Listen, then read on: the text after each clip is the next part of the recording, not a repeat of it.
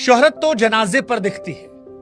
कभी किसी ने यह मजाक में कहा था, किसी तलखी ने, लेकिन जुबीन की असम में आखिरी विदाई ने इसे सच बना दिया। और क्या सच्चाई थी वो, दिल दहला देने वाली, रूह को झकझोर देने वाली।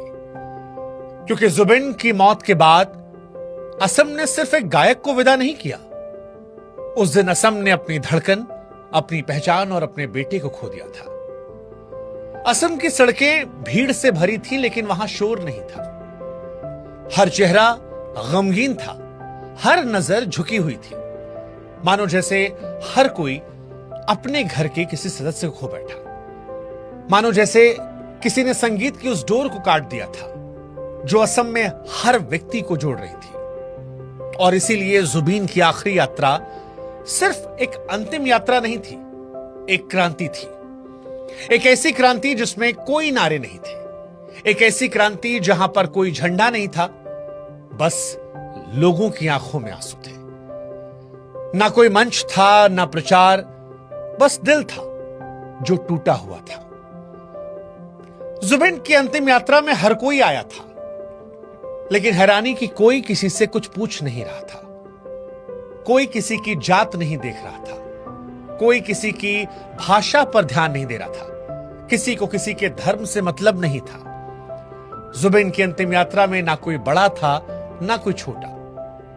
हर कोई वहां जो मौजूद था वो उस भीड़ में कह रहा था, जुबिन हमारा था। और हमारा कितना बड़ा शब्द है, याश के दौर में समझने वाली चीज है। इस शब्द में मजहब से बड़ा रिश्ता है, राजनीति से गहरी डोर है। हमारे शब्द का मतलब होता है हमारा अपना, वो जो हमारा हिस्सा है। और जुबीन के जनाजे की तस्वीरें चीख चीख कर कहती हैं कि जुबीन सबके थे, सबके। असम के मुख्यमंत्री पहुंचे, नेता की तरह नहीं, न किसी कुर्सी पर बैठे शख्स की तरह, वो एक श्रोता की तरह है, एक फैन की तरह। उन्होंने जुबीन की चिता की जमीन से मिट्टी उठाई, मानो जैसे कोई पिता अपने बेटे के लिए आखिरी सेवा कर रहा हो। उनकी आंखों से भी आंसू बह रहे थे, और वो आंसू नकली नहीं थे, वो उस दर्द का हिस्सा थे जो हर घर की चौखट पर उस दिन बिखरा पड़ा था।